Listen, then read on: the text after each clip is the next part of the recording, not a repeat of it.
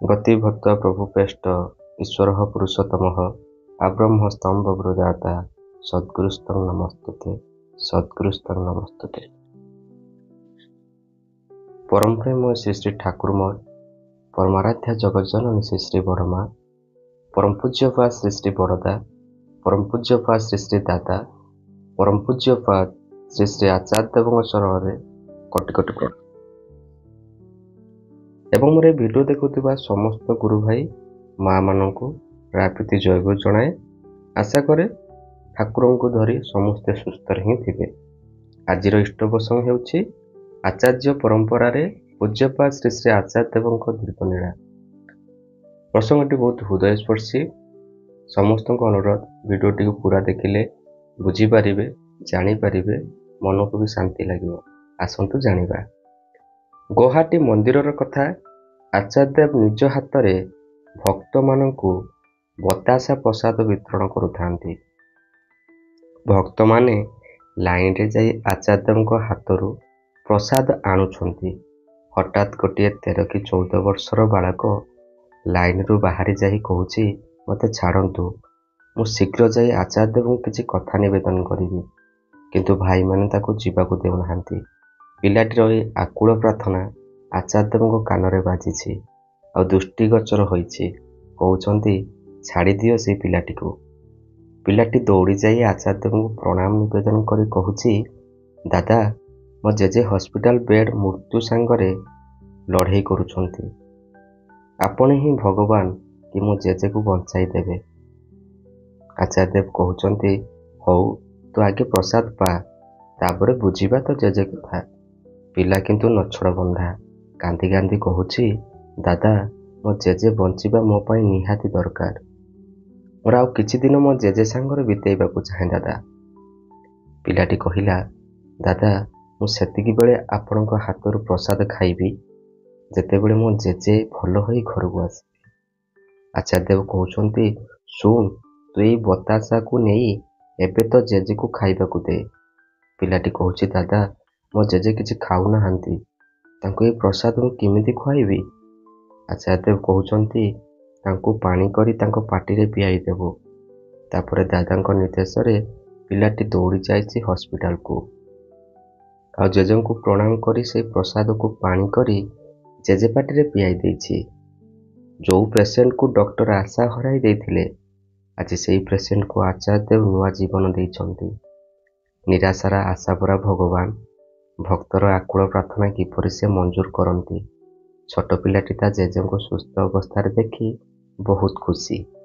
से खुशी खबर को नहीं जेतेबेले आचार्य देव को पिलाटी जणैछि आचार्य देव कहउछंती तुमर जेजेंको आयुष आउरी 15 वर्ष बढ़ीगला।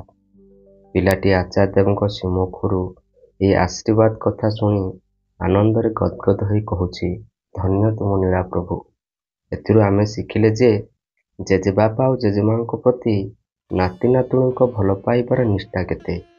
जो निष्ठा बलरे मृत्यु सांगरे संग्राम करुथुबा बुढ़ा जेजे बापा को जमराजों पाखर छड़ाई आनी ता जेजेमां को उपहार देइथिला नाती।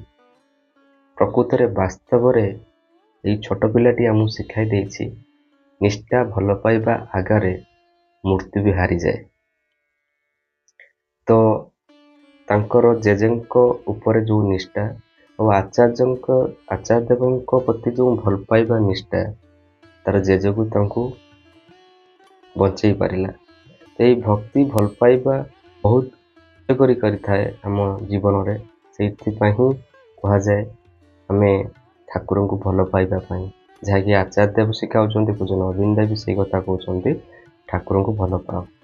सेपरि भाव में ठाकुर कहते भल पाई मत छुंची मनर तो हृदय जगह दे मु बोमा परी हो बाहरी। तो यही थिला आचार्य देव दीपनीला विषय किसी कथा। आसतु आउ एक कथा आमे जानिबा जे कि आचार्य देवंकर कथा बहुत भल प्रसंगटी। आसतु जानिबा। ए प्रसंगटी ओजन फेब्रुआरी 2024 रे पृष्ठा नंबर 306 रे उद्धृत अछि। आसतु जानिबा। परम पूज्य श्री श्री आचार्य देव कहउछंती सुनीति ବା ସୁନିୟମ କାହାକୁ ବାଧ୍ୟ କରେ ନା। ବାଧ୍ୟ ମୁଁ ଥରେ ନିଜକୁ ହିଁ ନିଜେ କରିପାରେ ଯେ ମୁଁ ତୁମକୁ ଭଲ ପାଇବି। ଆଉ ଯଦି ଭଲ ନ ବି ପାଇପାରେ ତାହେଲେ ଅନ୍ତତଃ ବ୍ୟାକୁଳ ହୋଇ ଚାହିଁ ରହିବି। କିନ୍ତୁ ଯେତେବେଳେ ମୋର ପ୍ରଭୃତି ମୋତେ ଡାକ ଦେବ ମୁଁ ସେ ଡାକ ଶୁଣିବି ନାହିଁ, ଉତ୍ତର ହଁ ଦେବି ନାହିଁ, ମୁଁ ସବୁଭଳି ପଡ଼ି ରହିବି। ତେବେ ବି ଭଲ, କିନ୍ତୁ ମୋର କୌଣସି ଆଚରଣରେ ମୁଁ ତାଙ୍କର ସୀମାକୁ ଉଲ୍ଲଙ୍ଘନ କରିବିନି। ପରମ ପୂଜ୍ୟପାଦ ଶ୍ରୀ ଶ୍ରୀ ଆଚାର୍ଯ୍ୟଦେବ କହୁଛନ୍ତି, ଠାକୁରଙ୍କର ଜଣେ ରୀତିଜ୍ଞଙ୍କ ପୁଅ ଅଷ୍ଟ୍ରେଲିଆରେ ରହେ।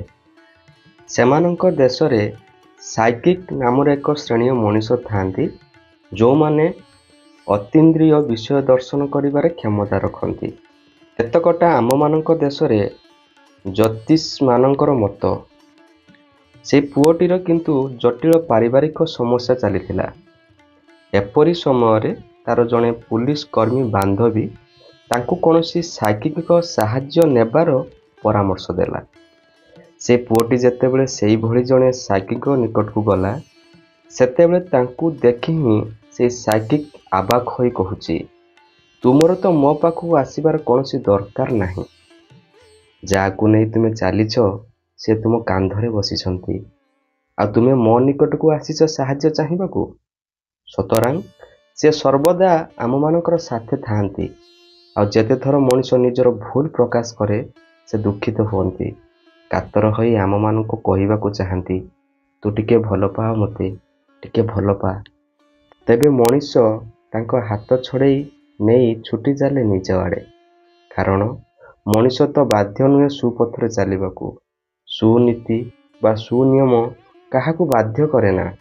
ବାଧ୍ୟ ମୁଁ ଥରେ ନିଜକୁ ନିଜେ କରିପାରେ ଯେ ମୁଁ ତୁମକୁ ଭଲ ପାଇବି। ଆଉ ଯଦି ଭଲ ନ ପାଇବି ପାରେ ତାହେଲେ ଅନ୍ତତଃ ବ୍ୟାକୁଳ ହୋଇ ଚାହିଁ ରହିବି।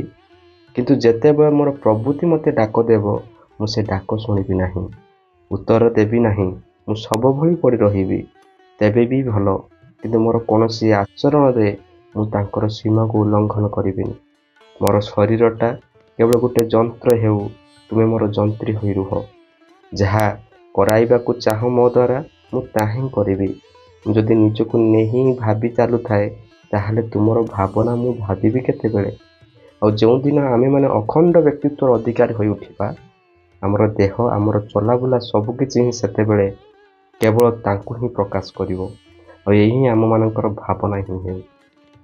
ପରମ ପ୍ରେମମୟ ଶ୍ରୀ ଶ୍ରୀ ଠାକୁରଙ୍କ ପାଖରେ ଏହି ଭାବନା ସମସ୍ତଙ୍କ ଭିତରେ ଫୁଟି ଉଠୁ, ଏହା ହିଁ ତାଙ୍କ ପାଖରେ ମୋର ପ୍ରାର୍ଥନା। ଆଶା କରେ ଏହି ବିଷୟବସ୍ତୁଟି ଆପଣମାନଙ୍କୁ କିଛି ହେଲ୍ପଫୁଲ୍ କରିବ ନିଜ ବ୍ୟକ୍ତିତ୍ୱକୁ ପରିବର୍ତ୍ତନ କରିବା ପାଇଁ।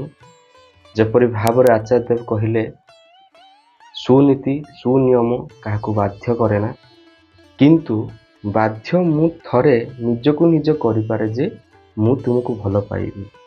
ବହୁତ ବଢ଼ିଆ କଥାଟି। ଆପଣମାନଙ୍କୁ ଆଶା କରେ ଏହି କଥାପଦକୁ ବୁଝି ଭଲସେ ନିଜ କାମରେ ଲଗେଇ ହିଁ ପାରିବେ। ପରିଶେଷରେ ସମସ୍ତଙ୍କୁ ଜୟଗୁରୁ।